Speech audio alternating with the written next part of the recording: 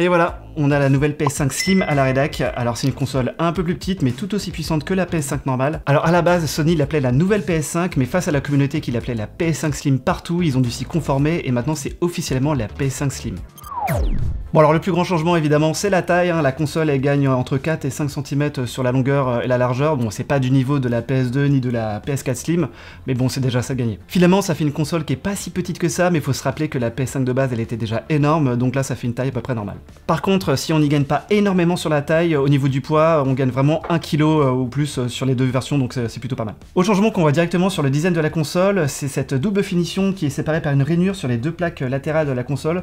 Donc en bas il y a une finition mate et en haut une finition brillante, donc ça donne vraiment à cette console un aspect pas très assumé, moi je suis pas très fan. Autre changement de design, c'est l'absence des grilles d'aération qu'on voyait sur la PS5 de base. Alors sur la façade avant et sur la partie supérieure, ça donne un aspect un peu moins habillé et ça nous fait un peu voir aussi les ventilateurs, donc c'est voilà, un peu moins stylé. Le pire dans ce design, c'est vraiment les supports en plastique qui sont heureusement inclus avec la console et qui permettent de placer la console à l'horizontale. Alors ils sont en plastique, ils sont pas de la couleur de la console, mais au moins ils permettent simplement de la mettre à l'horizontale et ça c'est plutôt pratique. Et pour rester dans le thème des supports, il faut savoir que Sony en vend un optionnellement à 30 € pour la placer à la verticale. Alors regardez là, elle tient vraiment bien la verticale, donc en vrai économisez votre argent. Et pour finir sur le design, rien de révolutionnaire. Si vous aimiez pas l'ancien, il n'y a pas de grand chance que vous aimiez le nouveau.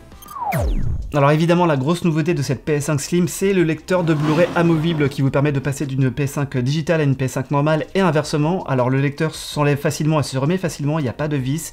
Tout se clipse et se déclipse sans trop de difficulté. Bon à savoir, si vous achetez la version avec le lecteur, ça vous coûtera en gros 20 € de moins que si vous achetez la version digitale en achetant le lecteur en plus à 120 €. Vu que le lecteur Blu-ray est amovible sur cette PlayStation, la console vous demandera de le valider d'abord avec une connexion internet pour la première utilisation.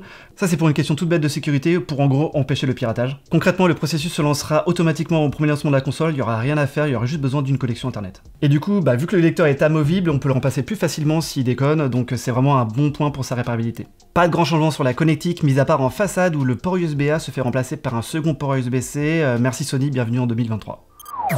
On a pas mal parlé du design extérieur, maintenant on s'intéresse à l'intérieur. Bonne surprise sur le stockage de la console qui passe de 825 Go à 1 Tera, donc en gros ça fait 160 Go de plus. Ça vous permet de stocker un ou deux gros jeux, ça fait toujours plaisir. Pas de nouveauté au niveau de la puce, il s'agit de la même que la dernière PS5, mais le système de refroidissement c'est un peu réduit, il est un peu plus compact, mais le bruit reste sensiblement le même, c'est un peu plus aigu, mais pas beaucoup plus bruyant. Ce qu'il faut savoir avec cette nouvelle PS5, c'est qu'elle remplace l'ancienne. C'est une version slim, mais en fait, c'est juste la nouvelle PS5 qui est vendue dans le commerce.